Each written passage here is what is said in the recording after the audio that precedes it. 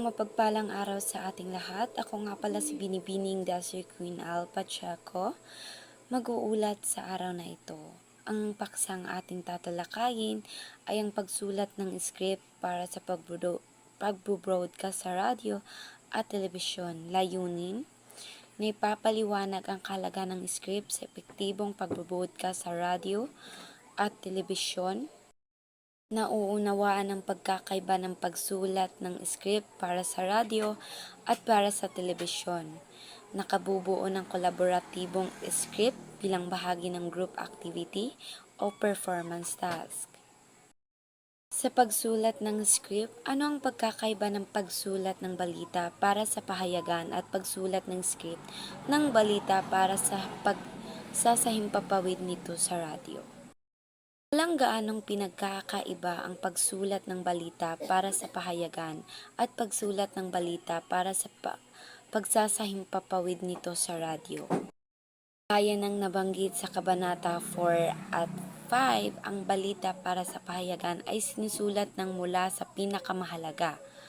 Nagsisimula ito sa pamatnubay ng isang maikling pangungusap na nagsasaad ng punong diwa ng balita, sakay paliliwanag ang punong diwang ito ng mga detalye sa sumusunod na mga talataan. Bilang dako, ang script ng balita para sa radyo ay higit na maikli kaysa nauna, halos iyong pamatnubay na lamang at pira-pirasong paliwanag. Po naman tayo sa katangian ng pagsulat ng script para sa pag-broadcast o pagsasahimpawid. Ang pagsulat na ito ay nauukol lamang sa pandinig kung sa radyo at sa paningit-pandinig sa telebisyon. Kaya ang script ay dapat na matipid. Mahalaga sa radyo at telebisyon ang bawat segundo, ang bawat minuto ng bawat oras, kaya ang script ng balita ay dapat na magtaglay ng sumusunod na katangian. Una, dapat itong maiikling pamatnubay lamang ng bawat pangunahing balita at kaunting paliwanag. Pangalawa, dapat na simple lamang ang salita o mga salitang conversational lamang. Pangatlo, dapat na walang ligoy sa pananalita. Kailangan iyong madaling sabihin ang mga salita. Halimbawa, mahigit na 1,000,000 piso, hindi 1,500,000 piso or hindi naman 500,000. Dapat isang madaling maintindihan ng lahat. Pangalawa, huwarang bahagi ng script. Una, introduction. Ang unang bahagi ay laging naglalayong makatawag pansin agad. Hindi ito kailangang maging isang ganap na pangungusap, maaring isa lamang parirala basta't kailangan makatawag pansin lamang, no? May 1 to 5 salita lamang, 1 to 5 salita lamang, kaya may mga broadcaster na isa-isang sinasabi muna ang mga ulo or headline ng kanyang balita. Pangalawa, katawan. Ito ang mismong mensahe, inihaharap dito ang mga detalye ng bawat ulo ng balita. Binanggit niya sa panimula, ngunit sa maikling bahagi lamang niya sinasabi ang mga ebidensya at mga patibay na paputol-putol lamang sa payak na pangungusap. Ang payo ng mga dalubhasa ay ganitong gawain ay: una, huwag gumamit ng pamanahong pangkasalukuyan sa bagay na naganap na.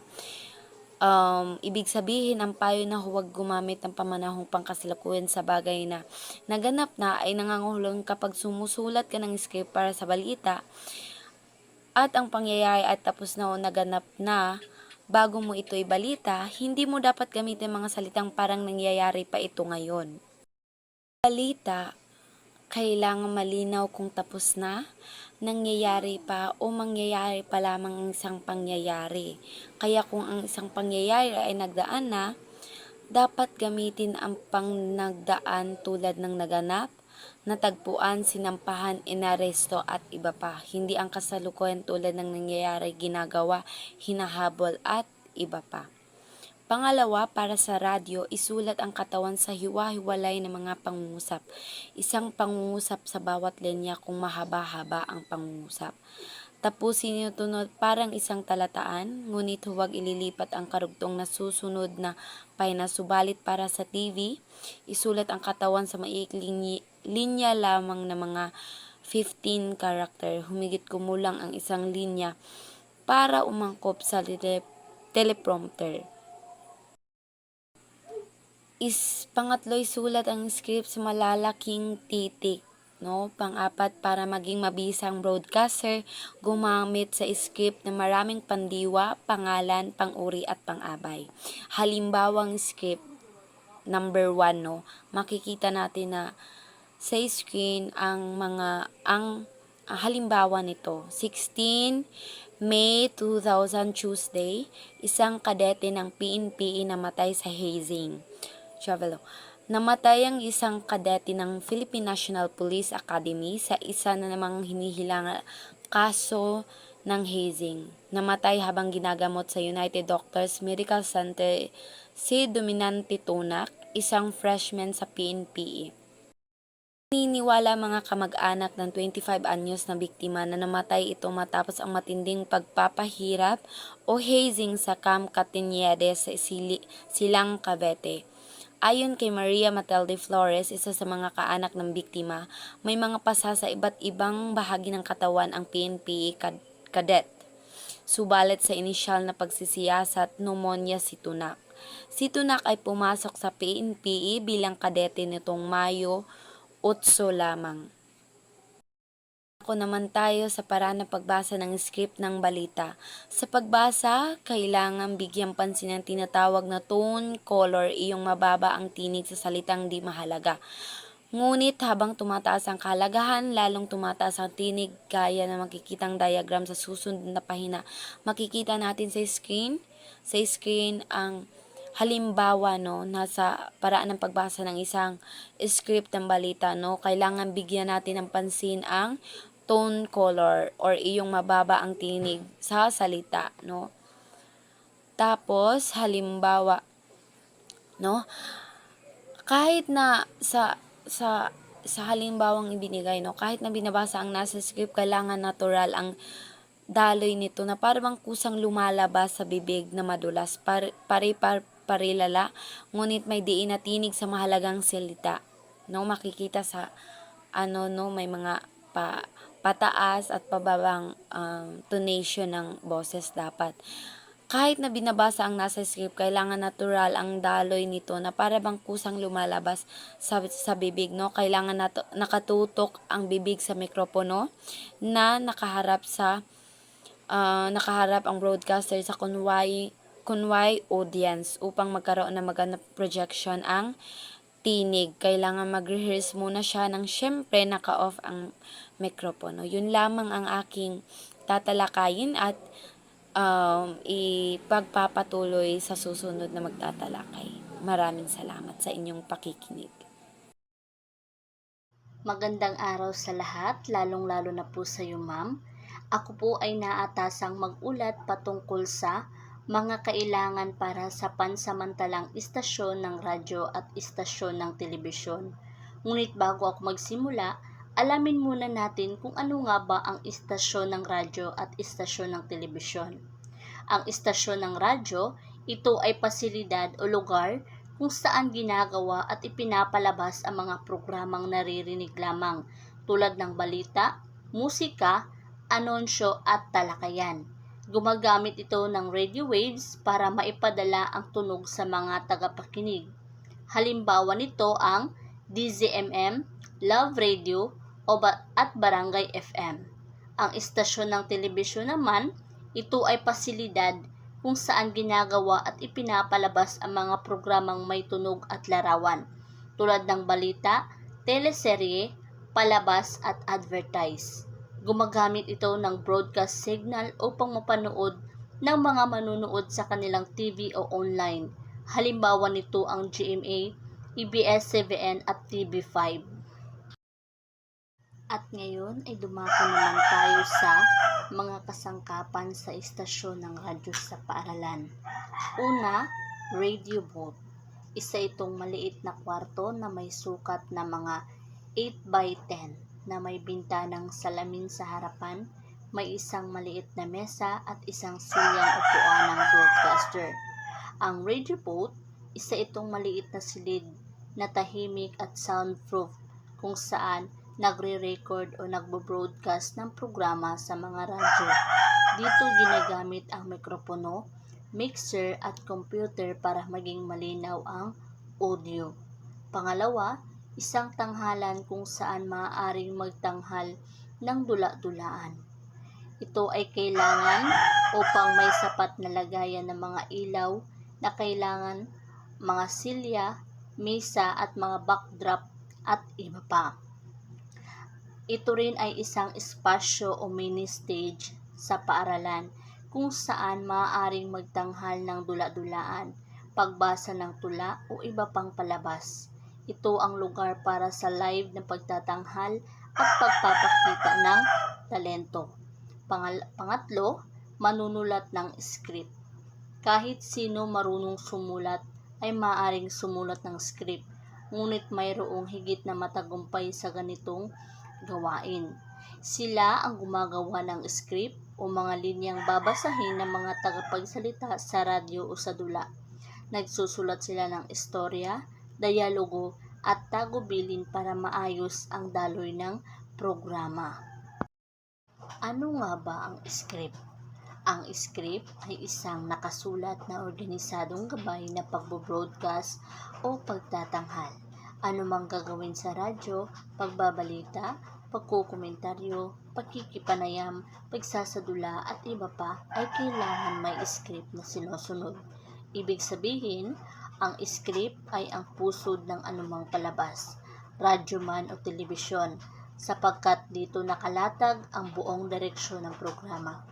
Ito ang nagsisilbing mapa na gabay ng mga tagapagsalita, aktor at maging ng buong production team upang maging organisado ang takbo ng impormasyon.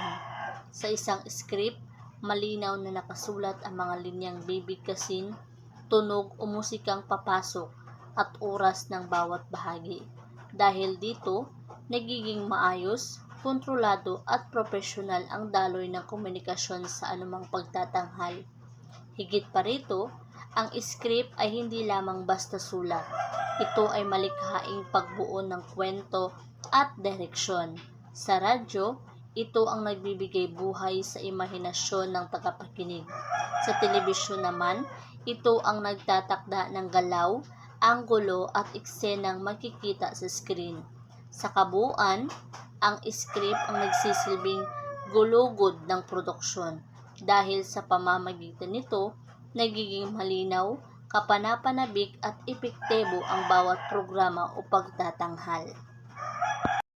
At ngayon ay dumako naman tayo sa iba't ibang uri ng script sa pagtatanghal sa radyo. Una, ang script ng balita ng broadcaster sa radyo ay karaniwang nasusulat sa ganitong ayos. Ang script ng balita sa radyo ay isang nakasulat na gabay na sinusunod ng isang broadcaster habang nagbabalita. Ito ay nakaayon sa oras at may tiyak na pagkakasunod-sunod. Kadalasan nakalagay dito ang eksaktong oras kung kailan magsisimula ang bawat bahagi ng programa, pambungad na bati at headlines o mga pangunahing balita, commercial gaps kung saan ipinapasok ang mga patalastas at musika, detalyadong pagbabalita kung saan ipinaliliwanag ang mga balitang binanggit sa unahan, pangwakas, kabilang ang pamamaalam at pagbabanggit ng pangalan ng programa at broadcaster. Pangalawa, script ng isang live na pagtatanghal. Ang script na ito ay karaniwang binubuo ng ganitong ayos. Ang script ng live na pagtatanghal ay isang gabay na ginagamit sa mga programang may panauhin, usapan o talakayan na ginagawa ng live sa radyo.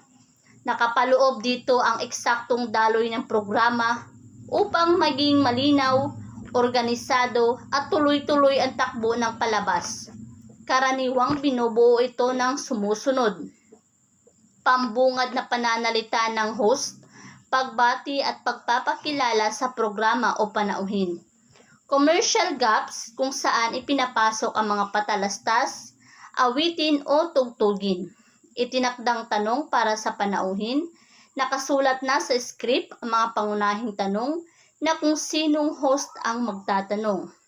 Pagpapatuloy ng talakayan, depende ito sa takbo ng usapan. At pangwakas na kinabibilangan ng pasasalamat at pamamaalam.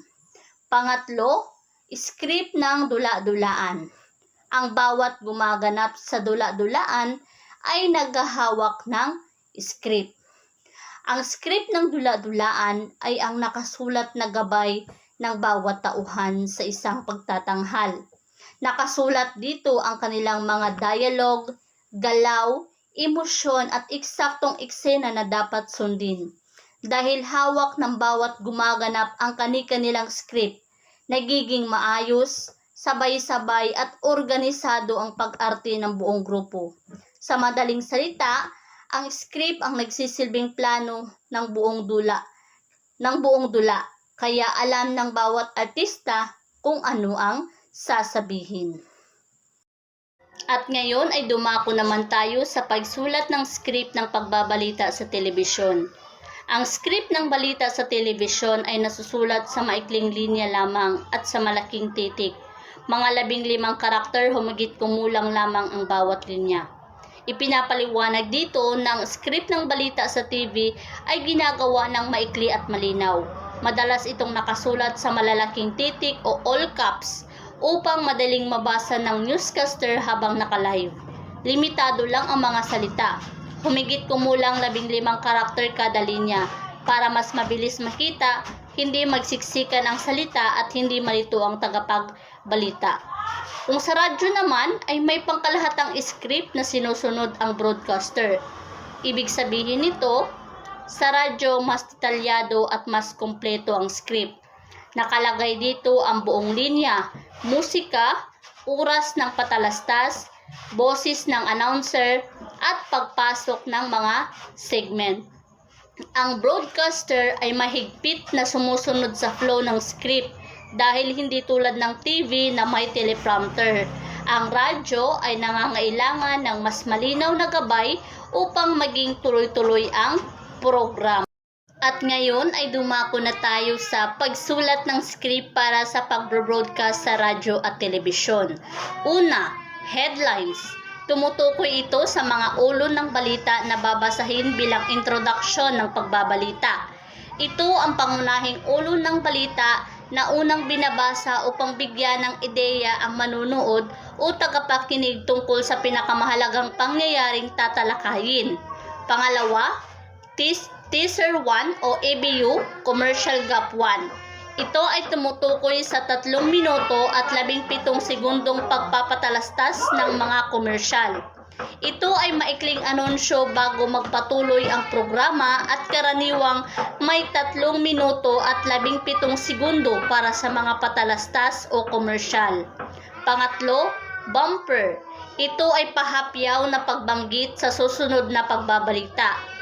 Ito ay isang maikling pahayag na nagsisilbing tulay o pahapyaw na anunsyo tungkol sa susunod na balita bago bumalik sa programa pagkatapos ng break. Pang-apat, closing billboards. Ito ay karaniwang pagbanggit sa pangalan ng mga tauhang kawaksi sa pagsasahimpapawid ng mga balita sa front page. Ito ang bahagi kung saan binabanggit ang mga taong kasama sa production tulad ng writer, director, editor at iba pang staff bago matapos ang programa. Panglima, AV o audio-visual na nangangahulugan ng audiovisual. Ito ay pinamamahalaan ng kasamang inasyal. Nangangahulugang audiovisual at tumutukoy sa mga elementong tunog at video na pinamamahalaan o sinusubaybayan ng staff na may nakatalagang inisyal sa script. At dito lamang po nagtatapos ang aking ulat. Maraming salamat.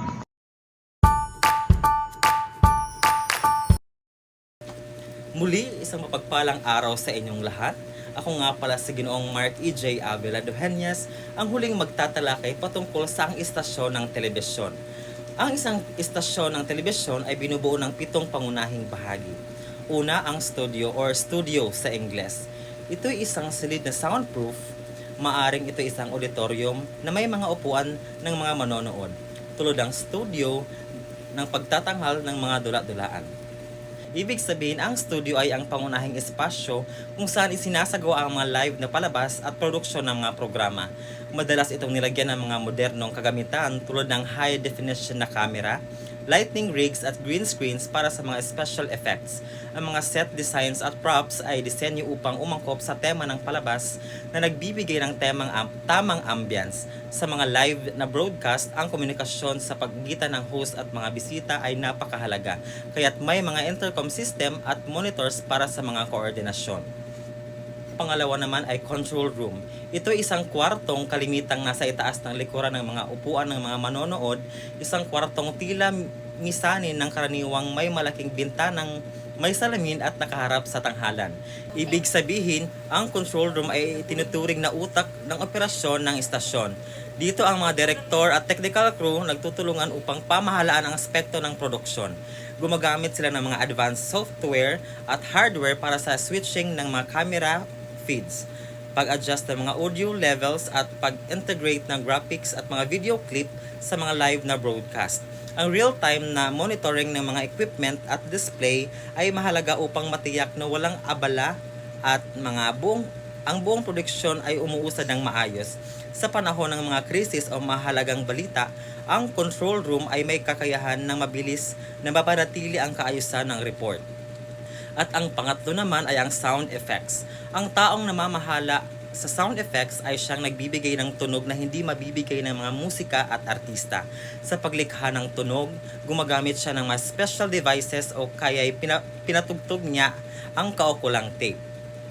Ibig sabihin, ang department ng sound effects ay nag-aalaga sa mga tunog na hindi basta-basta na i-record sa mga live na palabas. Sila ay lumilikha ng mga tunog na nangangailangan ng costume sound design.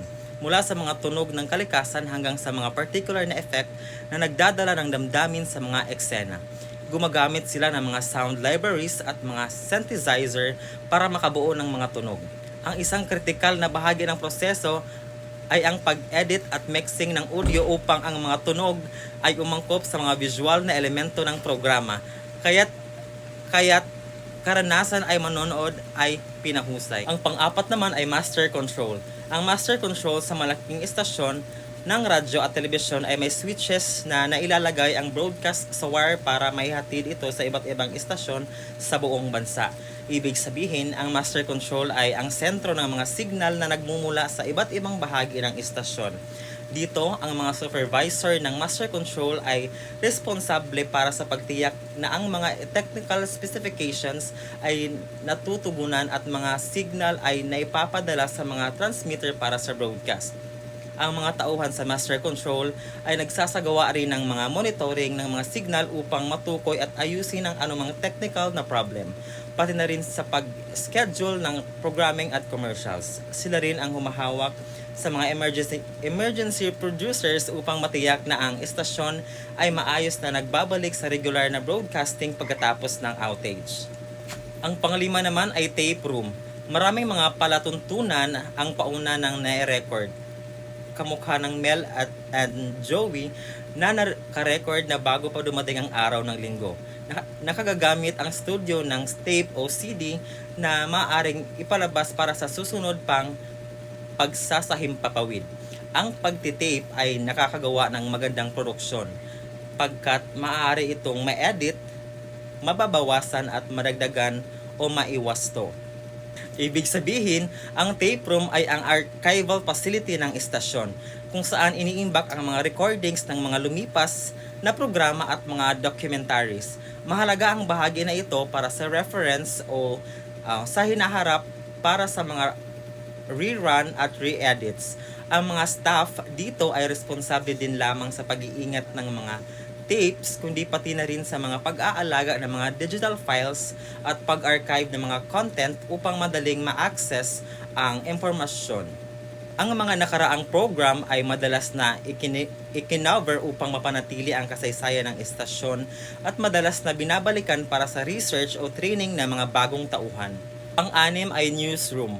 Bukod sa mga balitang nasa mga pahayagan, may mga balitang dumarating sa mga teletape, sa cellphone o sa mga email mula sa mga reporter ng mga radio stations. Ang mga tauhan dito ay siyang naghahanda ng script na mahalagang balita para sa isang pagsasahimpapawid. Ibig sabihin, ang newsroom ay ang puso ng mga operasyon para sa mga news broadcast. Dito, ang mga mamamahayag at reporters ay nagtutulong-tulong sa paglikha ng mga balita. Ang mga journalist ay bumubuo ng mga story ideas, nagsasagawa ng mga interview, at nag-uulat mula sa iba't ibang lokasyon. Meron silang access sa mga impormasyon mula sa news wire service at iba pang resources. Ang newsroom ay dinadaluhan ng mga editors na nag-aayos ng mga nilalaman at nagsisiguro na ang mga reporters ay tumpak, balanse at makabuluhan. Kasama ang mga producers, ang pagsasaliksik at pagsusuri ng mga balita ay nangangailangan ng mabilisang desisyon lalo na kung may mga breaking news. At panghuli ay ang aklatan. May mga estasyon sa radyo at telebisyon na may sangguniang aklatan. Ito'y para sa mga manunulat, mananaliksik, mamamahayag at mga kalupunan ng mga nagpapatalastas. Mayroon ding mga taging aklatan para sa mga musika, mayroon pa ring aklatan para sa sound effects, mga recording at mga sound effects. Ibig sabihin, ang aklatan o library ay isang mahalagang bahagi ng istasyon. Sa pamamagitan nito, naiimbak ang mga importanteng materyales, mga research, documents at inaasahang mga resources para sa produksyon. Ang mga archive ng mga lumang programa, footage at episodes ay nakatutok sa pag-uunawa sa kasaysayan ng istasyon at mga nakaraang events. Ay mahalaga rin ang aklatan para sa pagsasaliksik at pag-aaral ng mga bago at lumang balita na nakakatulong sa mga mamamahayag sa kanilang pagbuo ng mga ulat. Ang mga tauhan sa aklatan ay responsable sa pag-uri at pagtag ng mga materyales upang madaling mahanap na nakatutulong sa mga producers at editors sa kanilang trabaho. Ang bawat bahagi ng isang istasyon ng telebisyon ay nagtutulungan upang maihatid ang dekalidad na programming at impormasyon sa publiko. Ginagawa itong isang mahalagang bahagi ng media landscape. Muli, ako nga pala si Ginoong Mark E.J. Avila Duhanyas. Salamat sa pakikinig.